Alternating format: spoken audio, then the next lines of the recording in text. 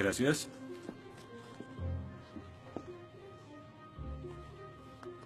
Disculpe, señor... Wheaton. Josh Wheaton. Señor Wheaton, ¿le pasa algo? No puedo hacer esto. No puedo hacer lo que pide, soy cristiano. No, no se preocupe, aún puede regresar a su dormitorio. Arrodillarse y orar al lado de su cama si quiere. Lo que haga con su vida es su problema, pero lo que haga aquí en la clase es el mío. Yo no puedo. Muy bien, señor Wheaton. Déjeme explicarle la alternativa. Si no puede admitir que Dios está muerto para el propósito de esta clase, entonces tendrá que defender la antítesis de que Dios no está muerto y será enfrente de la clase, en el atril. Y si falla, que de hecho lo hará, perderá esta sección que equivale al 30% de la nota final de este curso. ¿Lo acepta? ¿Quién decide si gano o pierdo la discusión? Pues yo lo haré. Es mi clase. Yo dirijo. La evaluación es mi privilegio. Con todo respeto, pero no creo que sea objetivo. ¿Y qué es lo que propone? Bien. ¿Y qué tal ellos? Bien, es interesante, pero ¿por qué darles el poder a ellos? Ya los convenció. Lo que debo hacer es desconvencerlos, para que admitan su error.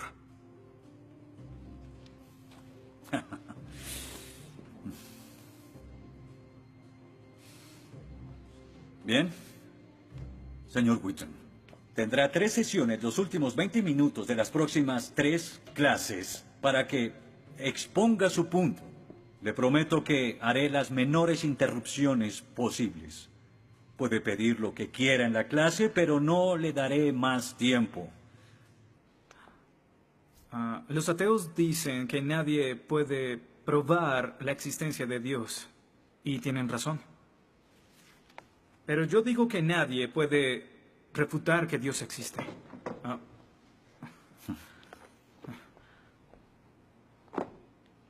Pero la única forma de debatir este asunto es observando la evidencia disponible. Y es lo que vamos a hacer. Pondremos a Dios en un juicio. Con el profesor Radisson como fiscal y yo como el abogado defensor. Y ustedes como el jurado. La mayoría de cosmólogos están de acuerdo con que el universo empezó hace 13.7 billones de años en un evento conocido como la Gran Explosión.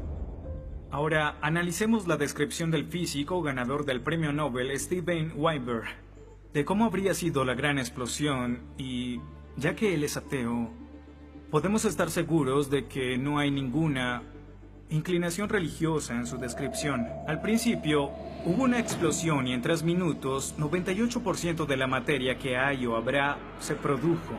El universo apareció. Por 2500 años, la mayoría de científicos estuvieron de acuerdo con Aristóteles, con la idea de que el universo siempre ha existido sin inicio o final. Pero la Biblia no está de acuerdo. En 1920, el astrónomo belga Georges Lemaitre, teísta, que de hecho... ¿Qué es un teísta? Un teísta es alguien que cree en la existencia de Dios. Dijo que todo el universo saltó a la existencia en un billonésimo de segundo. De la nada, en un inimaginable destello de luz. Así es como esperaría que el universo respondiera si Dios hubiera dado la instrucción en Génesis 1:3 que exista la luz. En otras palabras, el origen del universo apareció como se esperaría después de leer Génesis y por 2500 años. La Biblia tiene razón y la ciencia está equivocada. Todo apunta a un Dios que lo creó, verán. En el mundo real no se ven cosas que se salgan de la nada, pero los ateos quieren hacer una excepción en esta regla. Específicamente en el universo y... Pero en su libro El espejismo de Dios, Richard Dawkins dice que si me dices que Dios creó el universo, entonces tengo el derecho a preguntar quién creó a Dios. La pregunta de Dawkins solo tiene sentido en términos de un Dios que ha sido creado. No tiene sentido en términos de un Dios no creado. que es la clase de Dios en el que creen, incluso dejando a Dios fuera de la ecuación, tengo el derecho de devolverle la pregunta al señor Dawkins y decir, si el universo te creó, ¿quién creó el universo? Ven, tanto teístas como ateos están agobiados por contestar la misma pregunta de cómo iniciaron las cosas. Lo que espero que entiendan de esto es que no hay que cometer suicidio intelectual para creer en un creador tras la creación, y en la medida que descarten a Dios, se verán obligados a encontrar una increíble explicación de cómo las cosas iniciaron.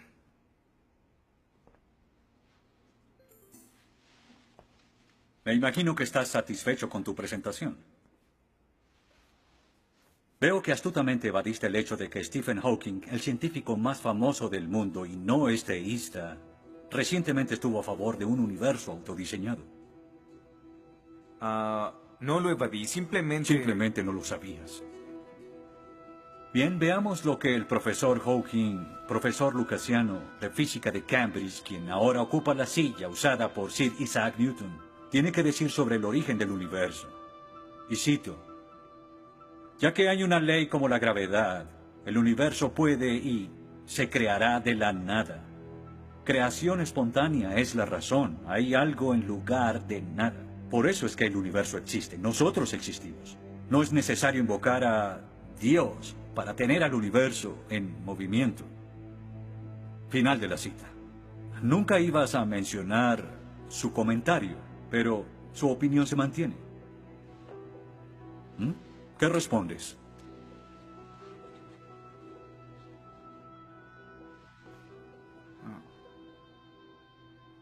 No sé. ¿No sabes? Pinché el globo de todo tu argumento con un solo alfiler y... ¿tú no lo sabes? Oh.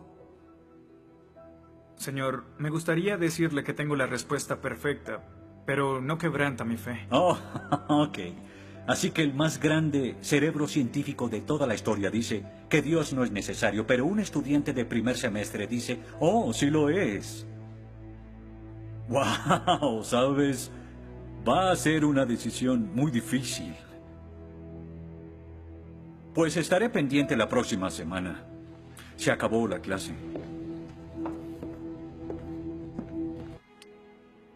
Gracias a una ley como la gravedad, el universo puede y se creará de la nada.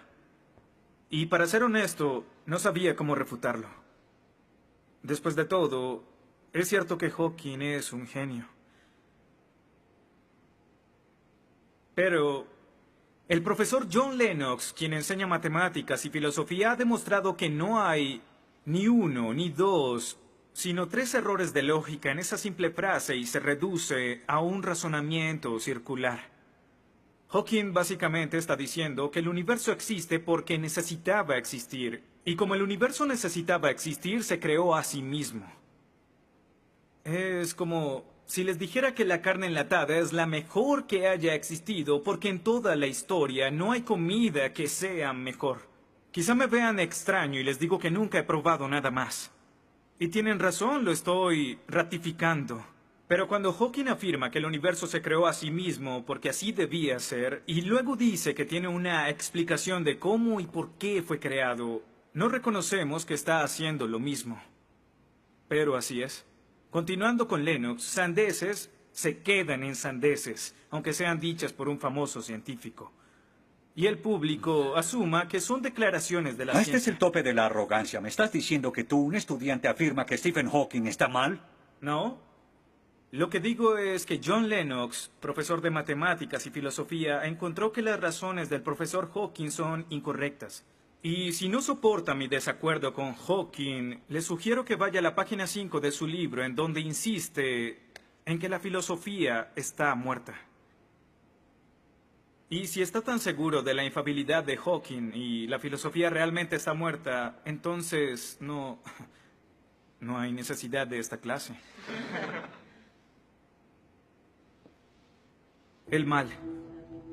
Se dice que el mal es el arma más potente del ateísmo contra la fe cristiana. Después de todo, la existencia del mal nos lleva a una pregunta. ¿Y si Dios es tan bueno y tan poderoso, ¿por qué permite que el mal exista? La respuesta a esto es muy simple. Libre albedrío.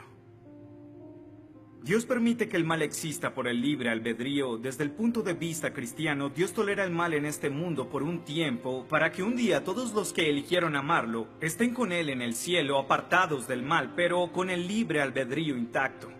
En otras palabras, la intención de Dios con el mal es destruirlo un día.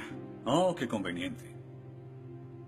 Un día me desharé de todo el mal del mundo, pero hasta ese momento tendrán que lidiar con las guerras, holocaustos, tsunamis, pobreza, hambruna y sida. Que se diviertan. Luego nos enseñará sobre el absolutismo moral. ¿Pero por qué no?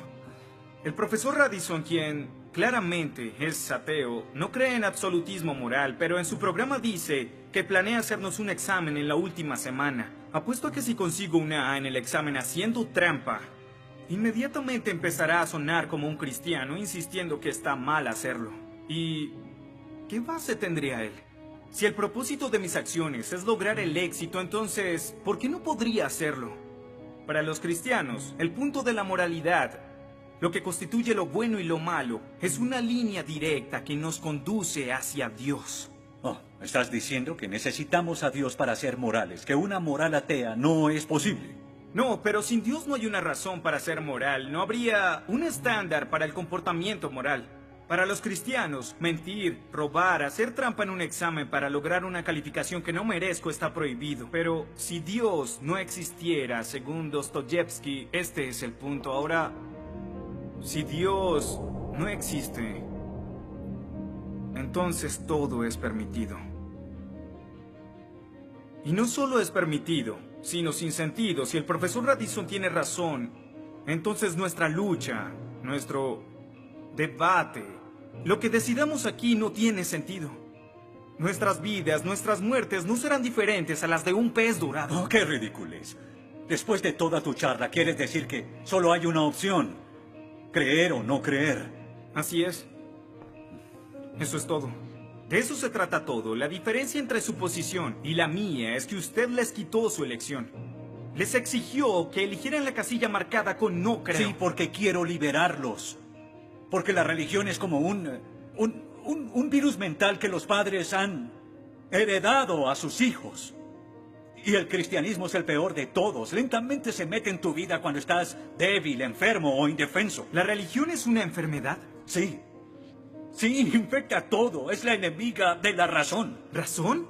Profesor, usted dejó la razón hace mucho tiempo. Lo que nos está enseñando aquí no es filosofía, ni siquiera es ateísmo. Lo que nos está enseñando aquí es antiteísmo. No es suficiente. Necesita que todos no creamos como usted. ¿Por qué no admites la verdad?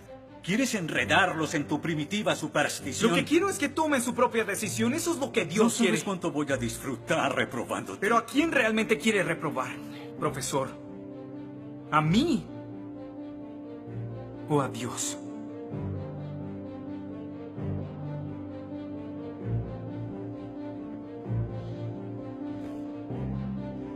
¿Odia a Dios?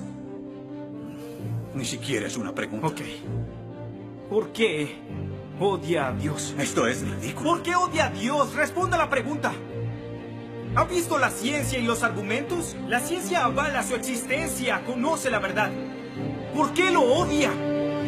¿Por qué? Esta es una pregunta simple, profesor. ¿Por qué odia a Dios? Porque Él me quitó todo lo que era importante para mí. Sí, yo odio a Dios. Todo lo que siento por Él es odio.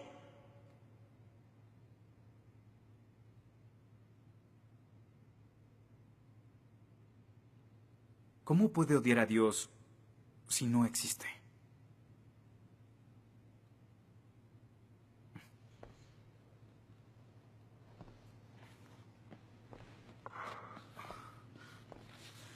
No probaste nada. Quizá no.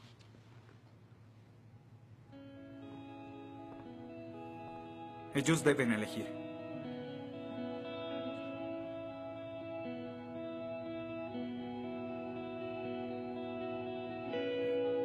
¿Está Dios muerto?